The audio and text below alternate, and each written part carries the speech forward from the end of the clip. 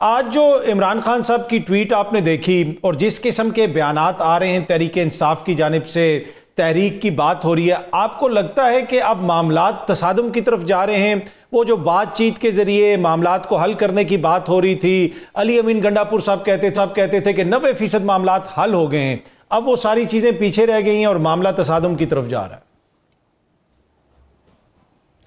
देखिए, इसको आप तसादुम कह दें या एक उनकी अपनी एक तहरीक चलाने के हवाले से अवाम में जिंदा रहने के लिए एक कोशिश का नाम देना चाहें, दोनों तरीके से मेरे ख्याल से हुकूमत की सेहत के ऊपर फ़र्क नहीं पड़ता। जो हालिया कशीदगी के बाद जिस तरह पाकिस्तान ने हिंदुस्तान को शिकस्त दी है, उसके बाद जो गवर्नमेंट का कॉन्फिडेंस लेवल है वो इस वक्त जो है वो नाकाबिले बयान है, और हुकूमत को इस वक्त किसी किस्म की तहरीक इंटरनली तौर के ऊपर कोई फ़र्क नहीं पड़ता। इस टाइम अगर हुकूमत को कोई किसी चीज़ पर तवज्जो है सारी की सारी, वो फितनल हिंदुस्तान और फितनल ख्वारिज है। इसके अलावा ना गवर्नमेंट का फोकस अपोजिशन की तरफ है और ना ही जो है वो आइंदा दिनों में मुझे वो ये फोकस जो है वो तवज्जो इसका मरकज़ जो है पाकिस्तान तहरीक इंसाफ होती हुई दिखाई दे रही है। वो रेलेवेंट नहीं है इस वक्त जो मेन इशू है वो जो है आपके मुल्क के अंदर दहशतगर्दी, और दूसरा जो उनके लिए मेन इशू है वो इकोनॉमिक फ्रंट है। तो मईशत अगर बेहतर तरीके से चल पड़ी और जिस तरह चलती हुई दिखाई दे रही है जैसे ब्लूमबर्ग की प्रोजेक्शन है, तो मेरे ख्याल से आहिस्ता आहिस्ता वक्त के साथ साथ पाकिस्तान तहरीक इंसाफ जो है वो मजीद जो है वो अपनी मकबूलियत में कमी देखेगी।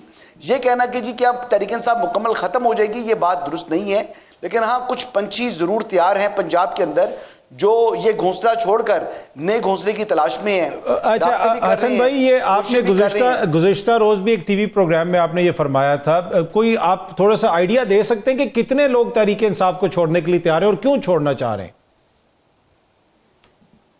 देखिए, आप हैवी वेट्स का नाम लेना शुरू कर दें तो मैं आपको बता दूंगा। जो हैवी वेट्स है पंजाब के, वो तकरीबन के तकरीबन जो है वो सारे के सारे जिनको इलेक्टेबल्स कहते हैं, जिनकी अपनी कोई वोट है। देखिए, तहरीक इंसाफ में 2-3 किस्म के लोग हैं।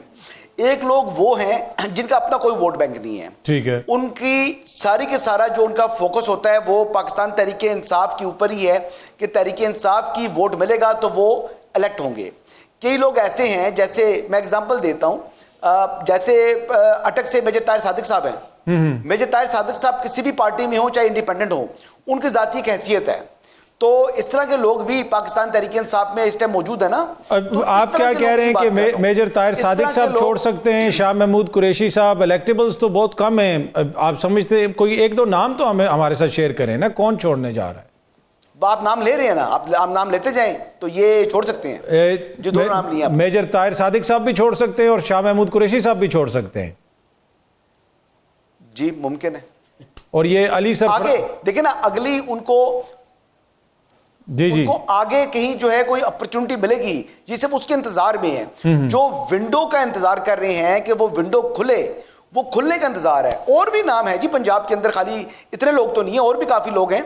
और कुछ लोग ऐसे हैं जिनके रवाबित यकीनी तौर पर मौजूद हैं और वो कंसेंट के साथ वहां पर बैठे हुए हैं। अच्छा, और ये बात भी मेरे इल्म में है। पर हसन भाई, आप नहीं समझते, बात होती तो मैं आपको नाम और भी बता देता। चलें, आप ये नहीं समझते कि जो पहले इलेक्टेबल्स निकले थे जमात से, वो तो सारे फिर नॉन इलेक्टेबल्स हो गए, उनको तो किसी ने फिर पूछा भी नहीं, तो वो अब किस तरह ये जो है इलेक्टेबल्स सरवाइव कर जाएंगे अगर जमात को छोड़ते हैं? तो असल में इन लोगों के लिए प्रॉब्लम ये है कि यकीनी तौर पर उनको इस वक्त तहरीक इंसाफ में उस तरह देखा जाए तो सियासी तौर पर रहना सूट करता है पीटीआई के अंदर, लेकिन प्रॉब्लम ये है कि जो तसादुम की सियासत है, जो अभी पैटर्न इन चीफ कहना चाहिए अब उनको, pattern in chief Pakistan Tehreek Insaf, वो उनकी तसादुम की सियासत को जो है ना वो बियर नहीं कर पा रहे। ठीक है, उनके लिए इस किस्म की सियासत को कंटिन्यू करना मुमकिन नहीं है, बहुत मुश्किल है। और देखिए, जो एक आदमी इलेक्टेबल होता है वो लोगों के काम आ रहा होता है, वो लोगों की खिदमत कर रहा होता है, इसी वजह से उसको इलेक्टेबल कहा जाता है, उसका अपना वोट बैंक होता है। तो अगर वो उन्होंने कंटिन्यू किया पीटीआई के अंदर, तो फिर उनके पास वोट बैंक से पीटीआई का रहेगा, उनका अपना जो 10, 15, 20 हजार का वोट बैंक है वो जाया हो जाएगा। ठीक है हसन अयूब साहब, आपको लगता है कि तहरीक इंसाफ वो जो बातचीत के जरिए मामलात को हल करने की बात होती थी, अब मामला उससे आगे निकल गया और ये कुछ दोस्त खबरें देते रहे, बड़े जिम्मेदार सहाफ़ी ये खबरें देते रहे कि 5 तारीख को इमरान खान साहब रिहा हो जाएंगे, ईद से पहले रिहा हो जाएंगे। आपकी खबर क्या है? कल इमरान खान साहब की रिहाई का कोई चांस है? सर मुझे 2025 में रिहाई का कोई इम्कान दिखाई नहीं दे रहा। अगर 25 में रिहाई होगी तो मैं आपके शो में आकर जो है मैं कह दूंगा जी कि मेरा तजिया गलत साबित हुआ और मुझे आइंदा संजीदा मत लिया जाए। वो तो ठीक है जी, पहली बात तो ये है। ठीक है। और दूसरी मैं रिक्वेस्ट ये करना चाहूँगा जी अली सरफराज साहब को, माशाल्लाह एक संजीदा आदमी हैं, रुकन कौमी असम्बली हैं, काबिल इज़्ज़त हैं। और मैं ये बताऊँ कि मैं इल्ज़ाम नहीं लगाता और मैं इनको कहूँगा कि चेक करें कि चौधरी शुजात साहब के घर में किसने मुलाकात की, किस दिन की और क्यों की। ये दुरुस्त है। चौधरी शुजात साहब के घर में ये मुलाकात क्यों हुई, क्यों ये मुलाकात की? ये हालिया दिनों में हुई है इनसे हसन भाई, हालिया दिनों में हुई है मुलाकात जी, कुछ अर्सा पहले हुई है जी जी जी जी जी। तो क्यों मुलाकात की? बाहर जाने से पहले की बात कर रहा हूं मैं। ठीक, उन साहब के तो मिले ना वहां पर जाकर, मुलाकात की ना उन्होंने। तो चेक करें, ये महज इल्जाम नहीं लगाऊंगा मैं। तो बात ये है कि सर झूठ बोलने से इंसान जो है ना वो 5 मिनट के लिए अपनी वैल्यू बना लेता है, उसके बाद इंसान को जिल्लत उसके मुंह पर लग जाती है, एक स्याही लग जाती है, वो एक बदनुमा धब्बा उसके चेहरे पर आ जाता है। तो ये वो धब्बे जो इमरान खान साहब की ईद से पहले रिहाई की जो है वो खबरें देकर 4 दिन के लिए अपने आप को जो है खुद नुमाई करते हैं, तो मैं वो नहीं हूं, मैं वो नहीं हूं। तो आप अल्लाह ताला आपको सच बोलने की तौफीक दे। ठीक है। ना खान साहब बाहर आ रहे हैं, ना खान साहब बाहर आ रहे हैं और ना उनका इस्तेमाल आने का कोई इम्कान है। वो जो हवाई फायरिंग कर रहे हैं ना, आप उनसे ईद के बाद पूछ लीजिएगा ना कि जब इमरान खान साहब बाहर नहीं आएंगे तो उनसे पूछिएगा, जिनको आप कह रहे हैं कि बड़े सीनियर जर्नलिस्ट हैं, उनके पूछिएगा आप ये जर्नलिज्म कर रहे हैं, फिर ये पूछिएगा उससे। चले वो तो देखे ना, तजिया किसी का भी गलत साबित हो जाता है। इलेक्शन से पहले तो देखे ना जी, वो खबर दी है। तजिया और खबर में फर्क है भजन। नहीं नहीं नहीं अतर भाई, तजिया अलग चीज है, खबर अलग चीज है। उन्होंने खबर दी है, उन्होंने तजिया नहीं किया। वो कह रहे हैं कि मैं कह रहा हूं आ रहे हैं, उनके ट्वीट्स के मौजूद हैं।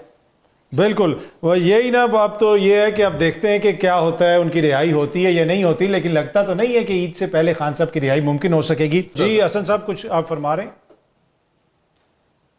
देखिए अतर भाई, देखिए कुछ चीज़ें ऐसी होती हैं जो कि लॉजिकल होती हैं। ये लॉन्ग सेंटेंस है, 14 ईयर्स इम्प्रिजनमेंट है, इसकी सस्पेंशन तो होनी नहीं है। अब इसकी जो मेन अपील को की हियरिंग है, उसकी रोटेशनल टर्न जो है वो फर्स्ट क्वार्टर ऑफ 2026 के बाद आनी है।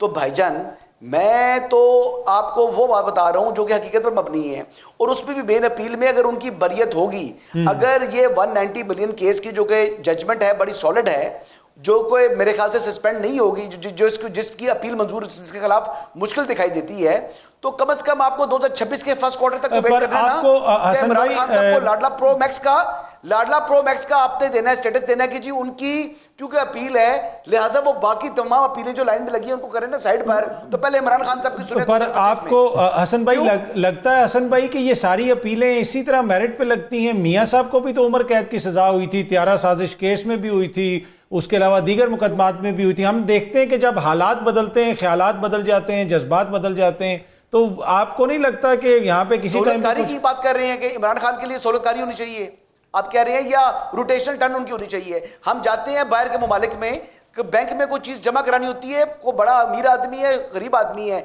लाइन में लगता है। तो इमरान खान साहब तो खुद मेरिट की बात करते हैं, लगे ना लाइन में, रोटेशनल टर्न पे आए, अपनी लगवाएं अपील। मतलब कि पीटीआई है क्योंकि पर वो देखे ना, मियां साहब का तो बायोमेट्रिक भी एयरपोर्ट पे हो गया था। मियां साहब तो रवायती सियासतदान है ना, उन्होंने तो कभी मेरिट की बात नहीं की। मेरिट की बात तो इमरान खान सही कह रहे हैं, मियां साहब के केस में मेरिट की बात ही कोई नहीं थी। टाइम पर अपनी अपील लगवाएं। ठीक है, मतलब मियां साहब की तरह वो कोई किसी हम नहीं मानते मियां साहब वाला ट्रीटमेंट, पर वो मेरिट पे अपने फैसले करें। हसन साहब, उमर अयूब साहब का फ्यूचर आपको क्या नजर आ रहा है? उमर अयूब साहब का फ्यूचर जो है वो कोई ज्यादा रोशन दिखाई नहीं दे रहा। उसकी वजह यह है कि उनके अपने कजन जो उनके ओपोनेंट हैं बाबर नवाज साहब, वही उनके पीछे पड़ गए हैं जी।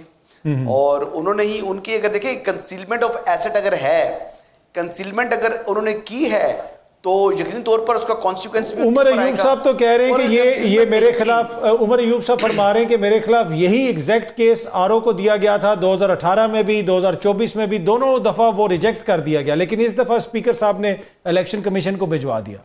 सर स्पीकर साहब को 15 जनवरी को उमर अयूब ने दरखास्त दी थी।